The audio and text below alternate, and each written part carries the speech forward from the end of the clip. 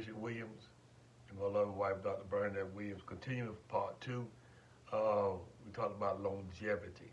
So you can, what they say, like this, share this, whatever, to bring others on, and God's going to bless. We talking about longevity. Before we get started, though, let's just kind of wait for some people to come on. What But is it's a the book? song that really blessed me because I think about the things that me and my husband have gone through. And when Tamala Man and the husband came out with this song, it just really blessed me. So we want to play a little bit of that as we're waiting for people to come on. Like I said, we learning how to do this Facebook Live, me to do it with him, because I've done it before a lot of time with myself. But we definitely felt that God wanted us to do this, so bear with us. So we definitely want to share this with you all. And a lot of time our marriages go through different changes. So I think about this song, and I think about the song, Upside Down. Anybody else can think about some of the stuff you went through in your marriage? Ups and downs. We went through a lot of stuff. Together, seem like forever, and I wanna spend another lifetime. She's not the hip hop. Cause it don't get much better. Don't care about the weather. Oh, as long as I'm with you, I'm a safe one. I'm happy that I'll spend the rest of my life with you. It ain't been easy, but Oh, it ain't been easy. through all the ups and downs. Anybody can say It that? ain't been perfect, but we're both Inside out. and I love you more after all the ups and downs. Life ain't perfect, but we're both and I love you more after every one.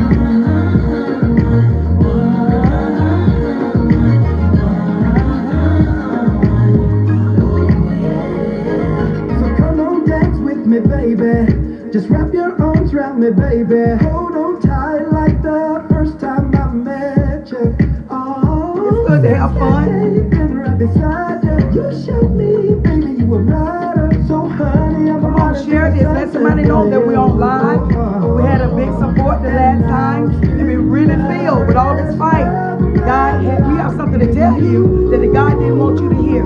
How did we stay together? It ain't been easy. Upside down. You trying to It play the ain't whole been thing. perfect, but we're both Inside out. and I love you more. I love you more. Life ain't perfect, but we're both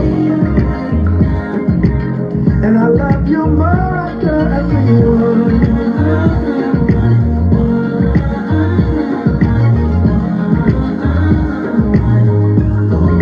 Anybody can say that? You love him more. You love him more because of what you're going through together. You are the And guess what? melody that makes God ain't through my yet. heart sing. Oh yeah, oh yeah. I mean every word, that's why you rock my last name. Oh yeah, oh yeah. I swear that I love you. It ain't been easy, but ain't been we make easy. it through all the ups and downs.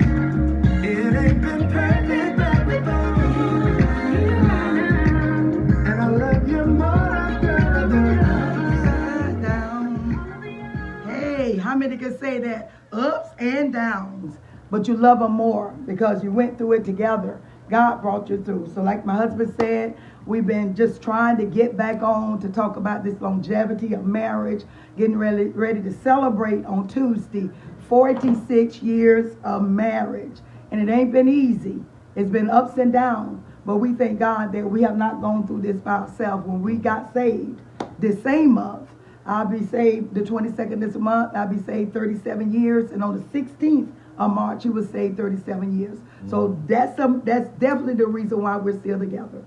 Yeah, March is a very blessed month, for us. A lot of things that took place. And so we just want to share that even with you. And so 23rd, 22nd, 22, double covenant. Yes. 23, 2 is covenant, 3 is completed, 3 and 2, 5. So look at grace. So God is good, and we just thank God for how He's blessing Yes, He is. us together. Then you look at 325 and 224, 9 birthing out, so you get a whole lot, out of those numbers. Well, we got married before salvation, Yes. but I would tell anyone it takes God to keep your marriage together. Yes. It will take God, but there are some things that couples can do. You got to have God in it. God does it.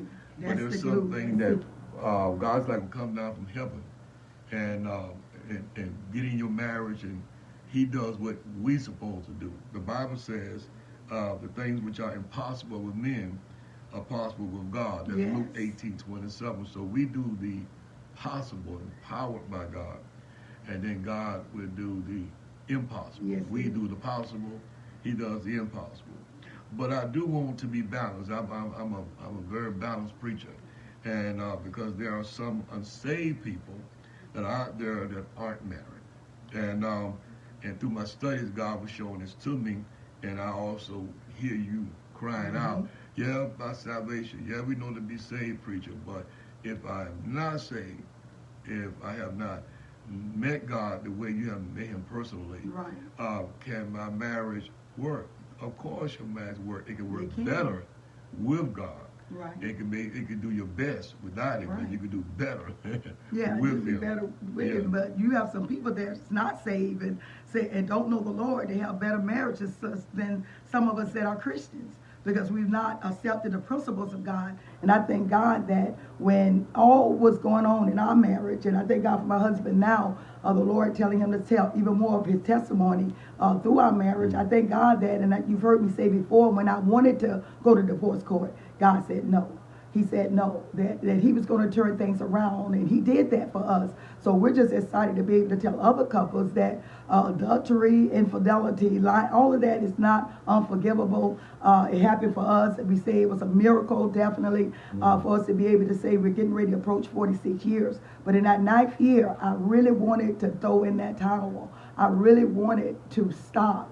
But if it had not been for me hearing the voice of God, I don't think we would be here. Yeah, 9. Also, the woman is Yes. having a baby. She got that far. She want to stop then too, but you can't.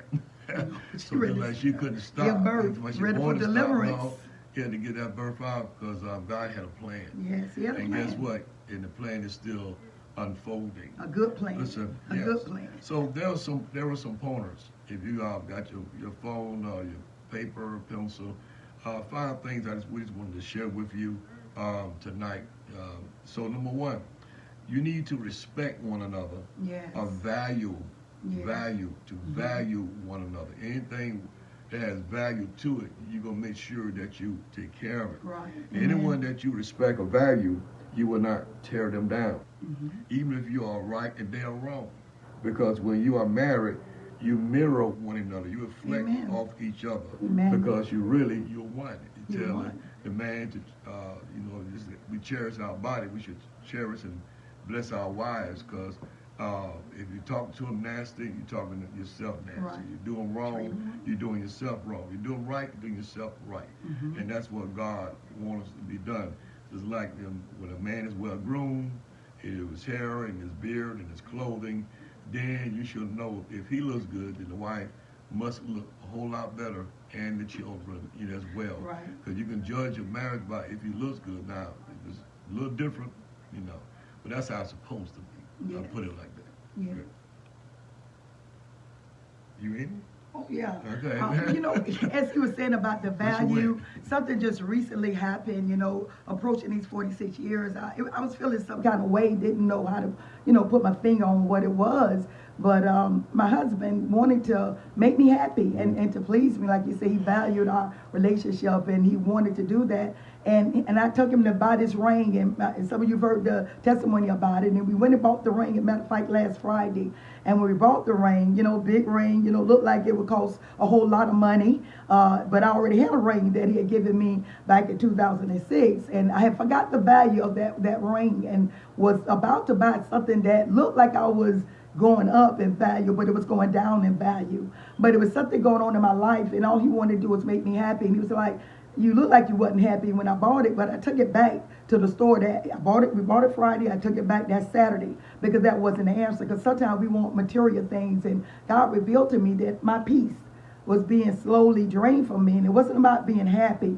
And when I realized that, I understood. And then I went and looked at, found the appraisal on the ring I have on, and had forgotten the value of this ring and the worth of this ring. This ring on my finger cost more than that ring we were purchasing. And it was appraisal of almost 4 times that ring. But sometimes we allow things in our life to let us forget about value and worth, and put away our husbands, our wives, or put away our job and different things. And then we think that it's greener on the other side, and we find out that it's not. Yeah. And we regret that we made some decisions. So I'm glad that we stayed married. I'm glad that I trusted God, even through my pain, even through my shame in the marriage and what happened. I trusted God, and I stayed in there. Yeah, because when you look at an old car, a collectible, and when you look at furniture, when that car is older, it's an antique, that furniture got a lot of scratches on it,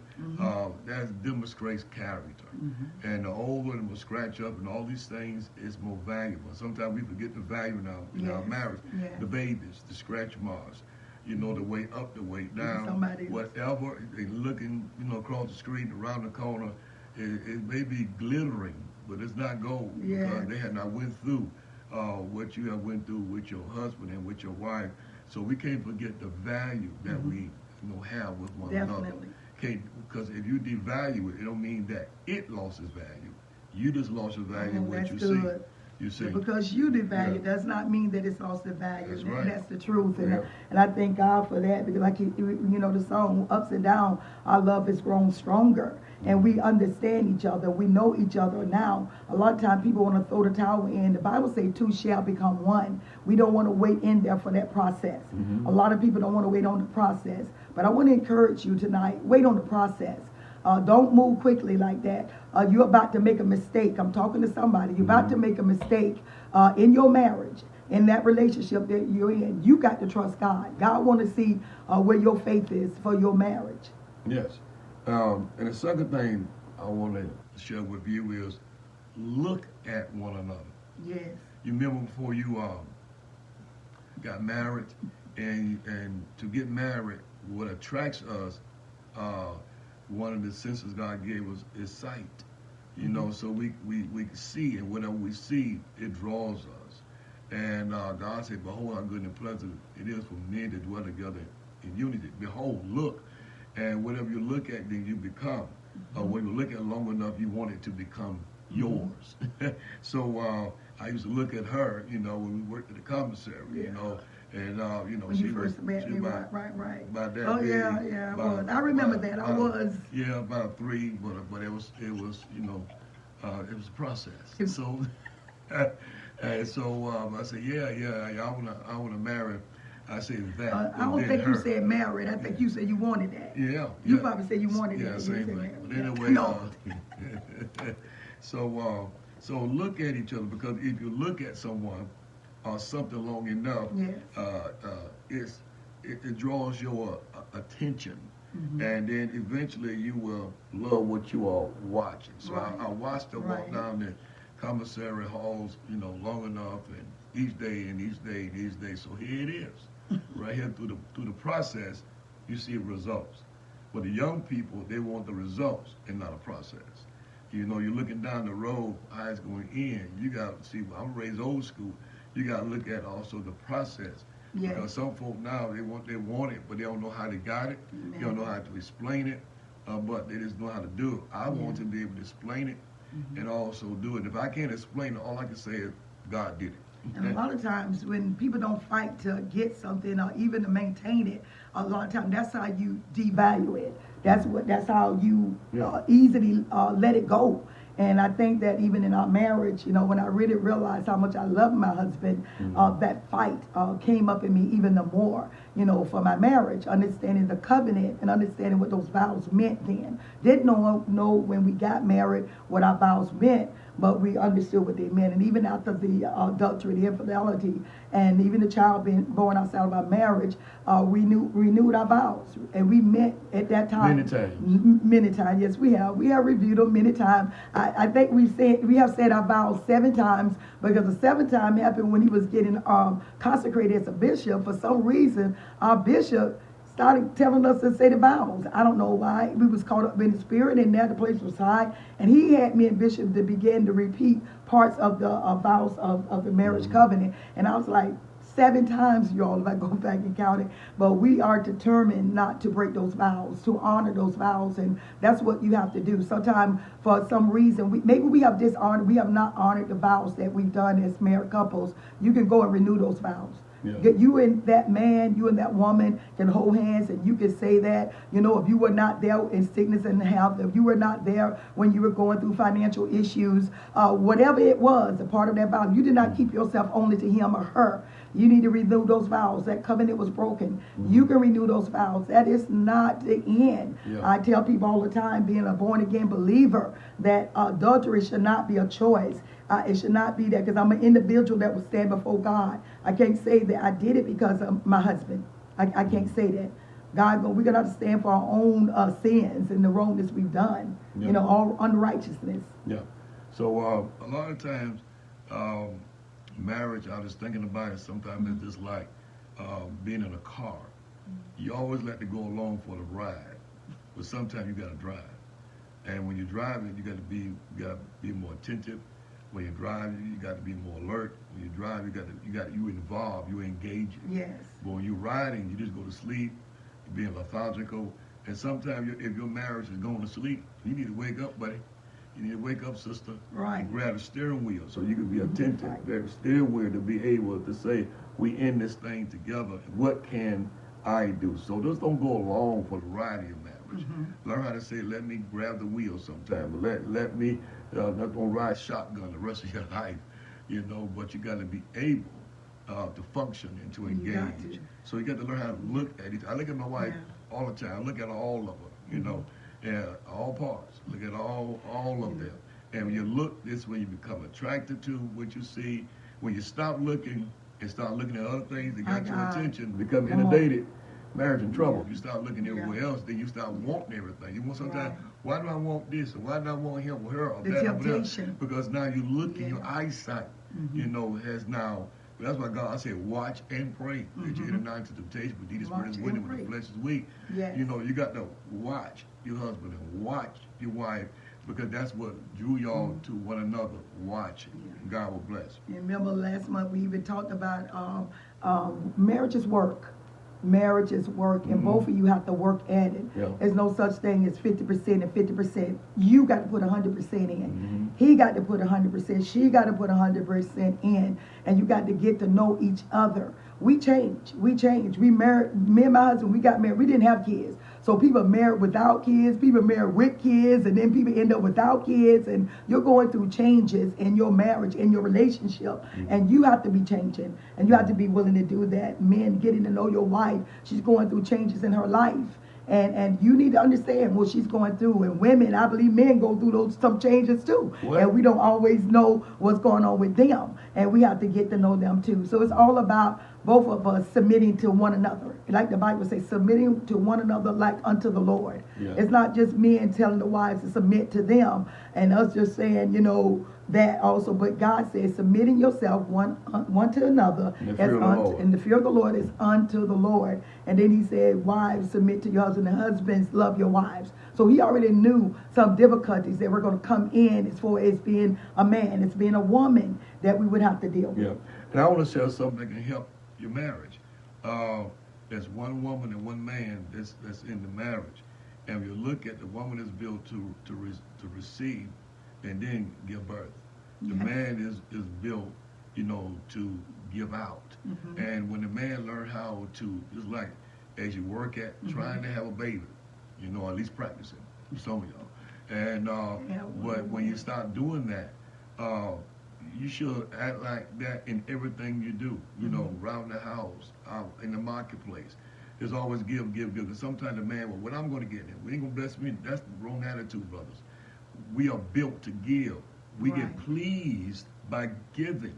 And when you give her whatever she needs or desires, then she gets impregnated with love, impregnated with joy, impregnated with being a blessing back, impregnated with cooking and everything. You can tell a love meal from just a meal. We ain't been married long enough, you don't know yet. But let's keep on living. You'll find out. You know, like, that's good, but this is great. You know. That made me think about how the Lord said that the man is supposed to present his bride without spot and wrinkle.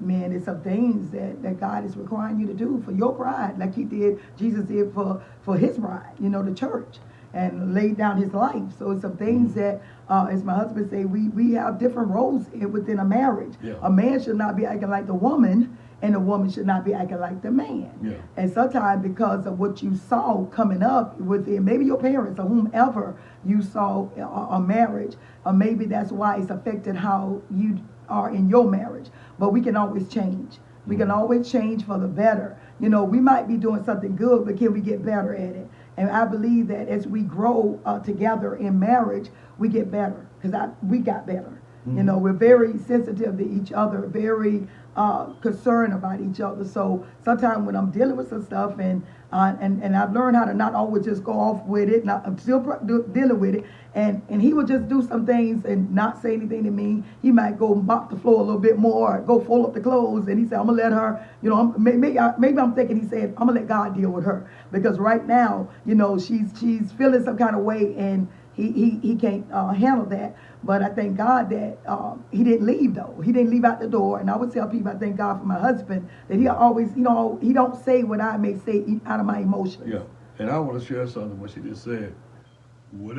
Sometimes whatever you can deal with, well, I'll put it this way, whatever you can handle, you don't feel like dealing with. A lot of things in a marriage, the husband can handle, Right. but he don't feel like dealing with it. So let God handle it. And then it's easy to be dealt. Okay, man, you hear that? Yeah. Okay, let God handle her. Yeah. Yeah. Mm-hmm. And then also, it's two things to that. And then sometimes then the man say, no, I'm handling this thing. But anyway. He's able. Yeah. And number 3, when you are around one another, put away your cell phone. Be attentive to one another. Listen to this. Because if we watch and touch one another the way that we caress our phones, our marriages will work real well. Wow. If we add to our phones minutes, we add to our phone protection, we add to our phone insurance, and Lord have mercy, don't let your phone fall out your hands. Right. You're gonna do everything in the world to keep that phone from falling. Try that with your marriage. You know, just go and start touching on her and start working some numbers and some parts. I like that protection. And start doing all that kind of stuff, and then I like the phone. Sometimes the phone don't say leave me alone. The phone will say, oh, just have your way, and God will bless. The other day, I lost my phone. Sure did. Yes, he lost his iPhone. I lost my phone. iPhone, expensive. Yes. And so I went to the right people for help. And sometimes in your marriage, you got to go to the right folk for help. They put it in, and they brought up the address. Everybody was scared. They brought the address up to go get the phone. And they showed me where the phone was at. I said, let's go. You know they were scared. You know why? Tell them why they were scared. And so it was in the hood. He dropped it in the hood. And let me be real with you. They were scared anyway. But anyway, God to get His spirit of fear power over the side of mine. And so I just think, this powerfully. I try to keep my mind, solid. So we went there and looked for the phone. I told my security, are you going with me or not? I'm going by myself. And so I ain't had you for I bet you I just do it by myself. And the Lord gave me peace. And I was concerned but not worried. You need to learn that. You can be concerned, but you never have to be worried. Yeah, I went to all the places and couldn't find it. But when I got back in the office, they put the address, in, I said, I'm going to get my phone. And watch this. And when I went into the hood to find my phone, I ain't gonna say what side of the hood it was on, but it was in the hood. And I went up there. First thing I said, well, you know, I ain't crazy. That's a dog in there, you know, no dog. And we went up on the porch. It was people working, but they weren't there. Look how God worked. Oh yeah. Rung the doorbell, that little ringer thing, and my son said, "There go your phone right there, Dad." The phone was sitting on the table. Inside. So the people, when it was in the house or not, they put the phone there. I'm assuming They found it. that whoever this phone is, they come to look for it. If you gonna put it right here so they can come get it. I went there, found my phone, waved at him, said, "I'm Pastor Williams. God bless y'all for taking care of my phone." The phone was right there. They didn't try to take it. They didn't try That to was a hide it. blessing. Y'all know that. You know when There the was first nothing but God. first thing he told me, he said, "I don't lost my phone." I said, "You know that phone cost $900." That's I'm looking at how much it cost. So- and so- thank God those people found it and he tracked it. He Mhm. tracked it Yeah. to where it was and got it. So that goes back to your marriage. How far you want to track? How far? How Do much you value it? do you want it to work? Right. What measures will you go through? Mm-hmm. You know, to be able to find in her. A man that find a wife, who to find a wife, find a good thing, obtain favor of the Lord. Obtain it, being perpetual. You Mhm. keep looking into her, trying to find. You can keep learning each other until Jesus come back. Don't think Right. you got to figure it out. Mm-mm. Right. Yeah, you got to figure enough to make it out. You know, to keep going forward, but keep learning each other. Because he could have easily said, "Oh, I just go buy another phone," but he wanted that one, and that's how we need to feel about our mates. Yeah. Not saying I'll just get another husband. Not going into a marriage saying if this don't work, I'm just going to get a divorce. You already setting yourself up. I'm not going to take anything. I took this off of him. I took this off of her, and you're basing it on your last relationship, your last marriage, and that's why some marriages don't work. If you really want them to work, like we said, you know, you could be married and you're not saying your marriage working because God ordained that marriage between a man and a woman, and you could be saved and some things are not working. Yeah. So you need to seek help. But I thank God, like I said, when I look back again, that we did not throw that towel in. I thank God that we stayed together and we are still looking to God to make it even better. Amen. Anything that I could do better to please him, to make him happy. God gives us the fruit, the joy, the peace comes from God. And sometimes that can be affected. But guess what? We can get it back. Yeah. We don't lose that, but sometimes it can be affected by things that are happening. When you have children, when you have ministry, when you have work and you have other things, those things are going to come in sometimes and want to try to affect your relationship with your mate. So we have to know how to draw boundaries. We have to know how to separate work from coming home, and then we have to make time for each other. Sometimes we've lost that, you know, where we've lost making that time for each other. But I encourage you to always make time for one another, for your children. Do that. And then if you haven't, it's not too late. Yeah. And it's then, not too late. And then I heard you. I heard you very clear in the spirit.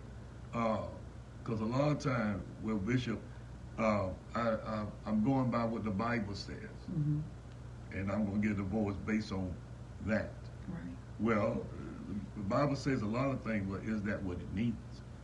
And so, but with that, if you have gotten a divorce and you out there and you're watching, and I'm hearing you, Mm-hmm. so what you need to do for that next wife, that next husband that's watching, and you do want to be married again, You want to be married? let them fall in love with God first Amen. before they ever fall in love with you. Let them love God, because if they love God more than you, then you're going to have something, and it could be a blessing. Maybe they love you just a little too much. Especially if you're a believer. You love God more. You need to be looking for a man or woman of God. And that's what you should be looking for. So both of you all already have him. Because the Bible talks about, in the Bible it talks about, come let us reason together. You know, sometimes we're going to disagree. But let's agree to disagree. Let's not fall out. Let's not say, you know, this is it. And that's what God is saying. You know, we're not sitting there trying to act like we have not, after salvation, had some issues. We have. And that's reality. You know, you will. You have a whole lot of stuff going on. You're changing. You know, you're aging.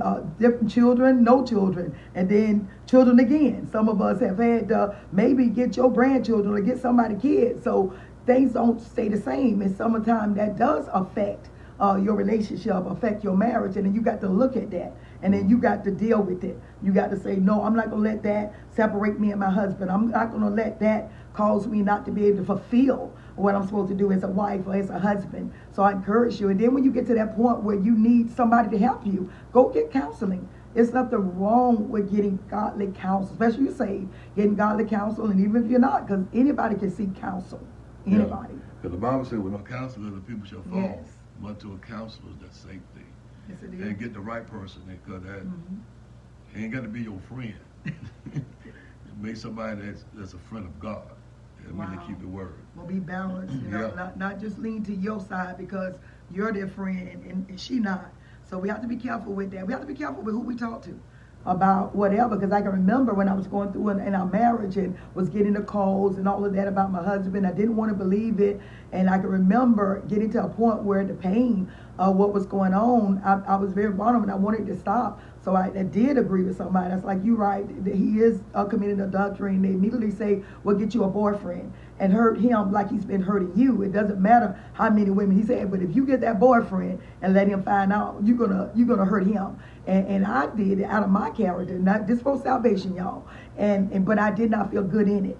And I got out of it, you know, quit my boyfriend, and I made a determination that if me and my husband did not stay together, that I could not live that type of lifestyle. You know, it would be me and my children. And you have to take a stand. You have to believe in what you believe in and not allow anybody to take you from that, no matter what you're going through. But a lot of times, like I said, when we're in pain, whether it's physical pain, emotional, mental, spiritually, we can be in pain.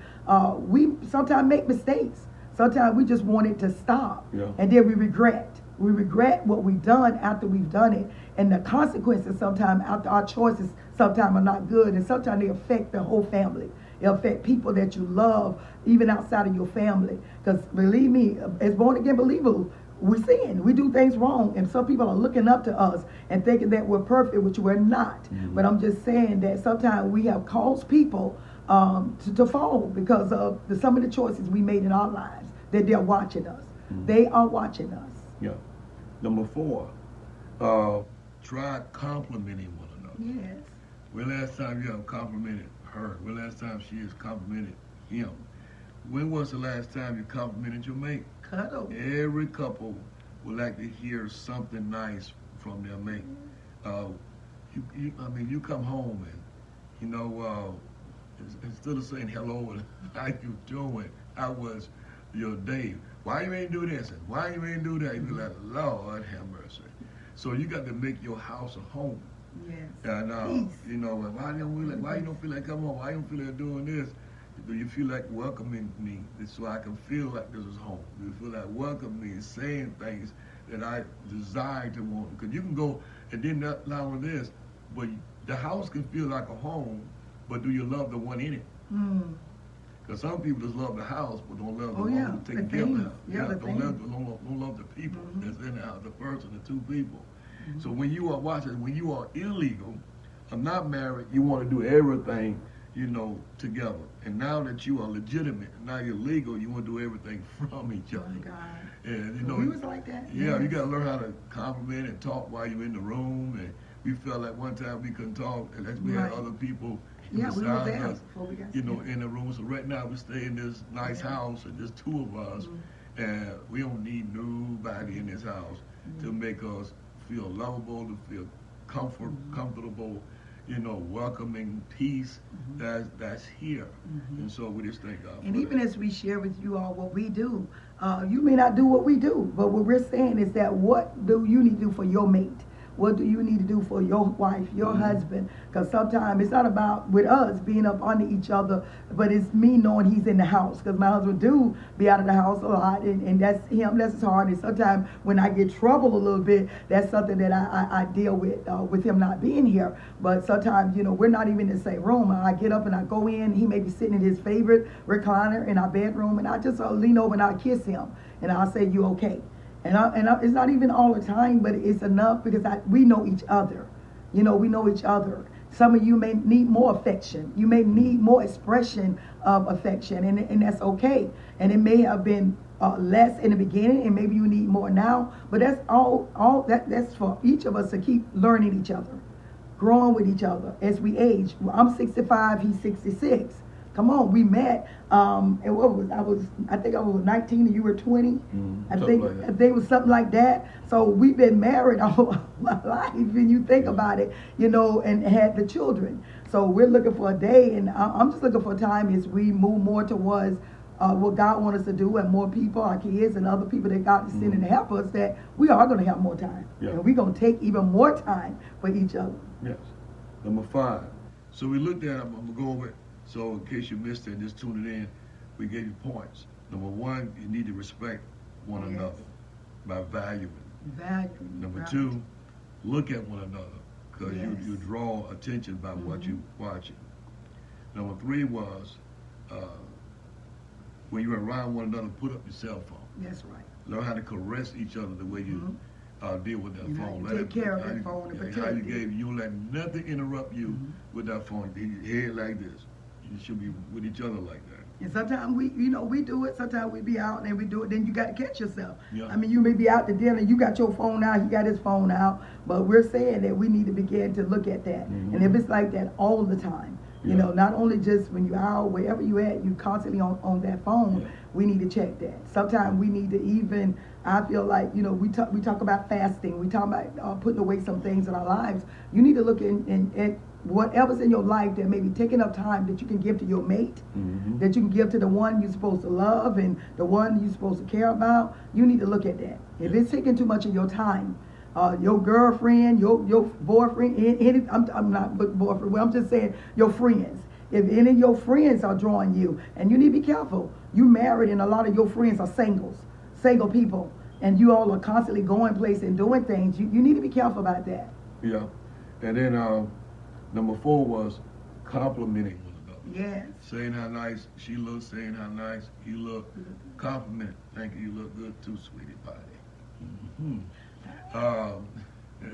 The next thing, I want to say this was dropped in my spirit. I know a lot of y'all say that your husband or your wife, that's my girlfriend, that's my this, that's my that. I don't know, I'm a little different. That's my wife. And whatever, that's my wife. Now, I had the girlfriends. I understand what you're saying. But sometimes death or life is in the power of the tongue. There loves you the fruit thereof. Sometimes what you call and say, you don't want nothing to manifest. I want her to be wife. I don't need to have a girlfriend night. I don't need to speak that. We just have a date night. Yeah, it's a virtual date this night. Is my wife. You know, I'm her husband. But I do understand. But be careful what you do say. Can I say this? Even when some of our members or people that maybe my husband have married and a young marriage, and sometimes I would always ask them, instead of asking their wife's name where they are, I would say where your wife is, where your husband is. And I'm trying to say, get used to saying that. You know, she's not just your girlfriend anymore, she's your wife. And you need to treat your wife different than you treated your girlfriend. And I think the reason why so much confusion, I can remember my husband telling me one time that he was counseling with a couple, and they actually thought they were married because they were living together and they're doing all the things that married people do, but they never took vows. They never did. So you got people that really think, now it's beyond them, like, you know, we talk about shaking and stuff. They really think that they're married. Yeah.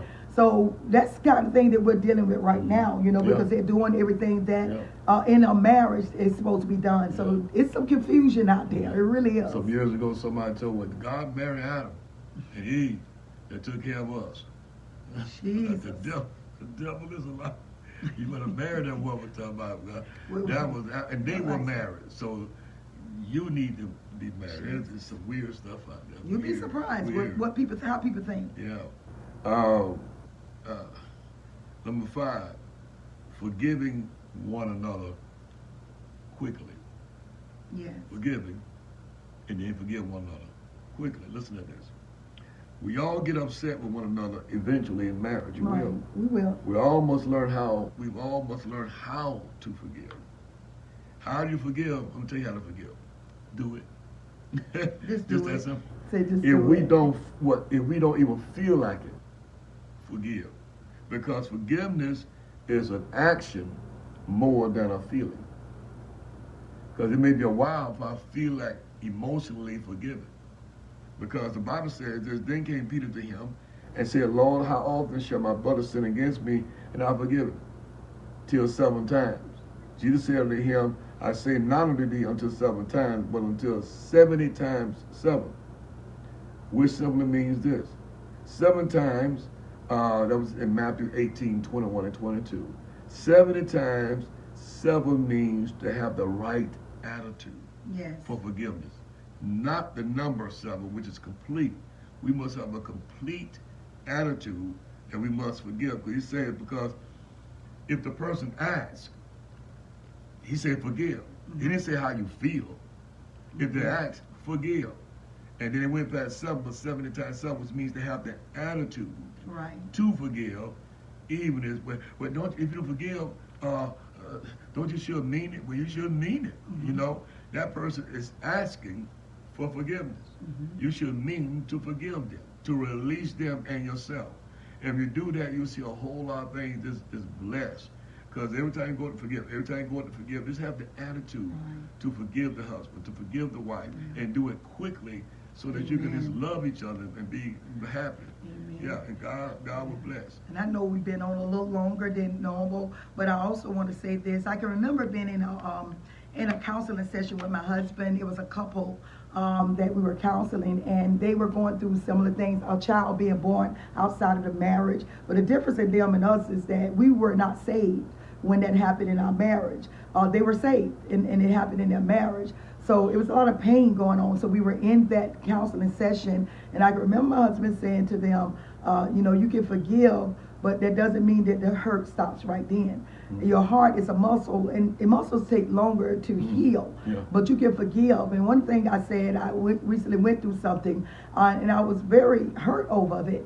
And I asked God, I said, God, help me to forgive quickly. And then I want you, God, expect you to heal me, not that person. So I can forgive that person, but I expect God to heal me. I'm not saying, and I'm not taking away the pain or whatever you felt when that happened to you. Because believe me, I was really hurt. 9 years of marriage with me and my husband. Throughout that marriage, it had been adultery. Anybody want to go listen to the message he did on Sunday? Only God can fill that void in your life. He began to share some of his testimony. But it's always my prayer that people tune in at the right time and they know that everything that we're saying was before salvation. When we talk about the infidelity and the adultery, I need people to know that. And I need people to know that we definitely feel that our marriage is a miracle. And sometimes it doesn't work for everybody. Sometimes people get divorces, but it doesn't mean that you're not don't have worth. It does not mean that you are a great failure. What you need to do, whatever that part of that it was, you own that and let that person own that. And then you go on with your life and get your life together. And I advise you, get counsel, get help.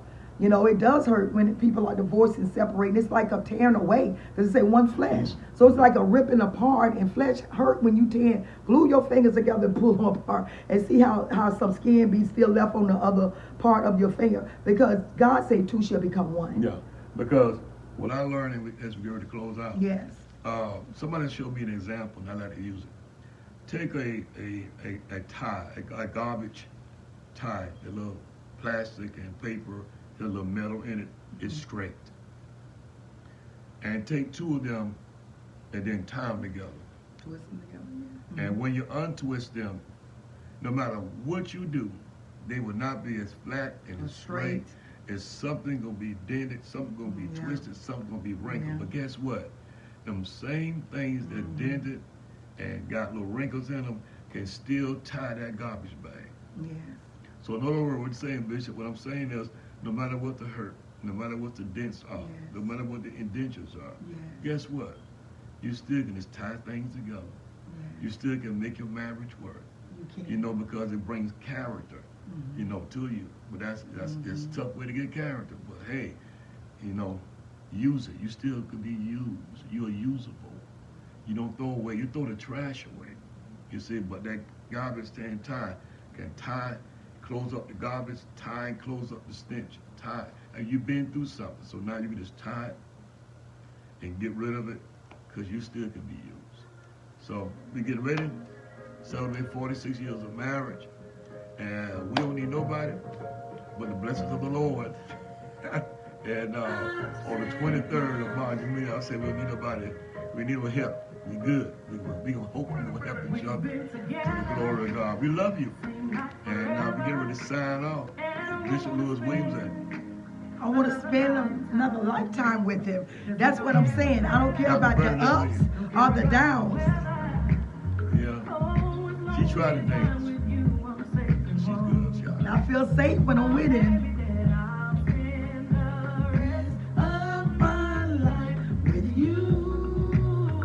Come on. It ain't been easy. It ain't been perfect, but See y'all later. Be blessed. The Washington Post, where democracy dies. All right. See y'all till the next time.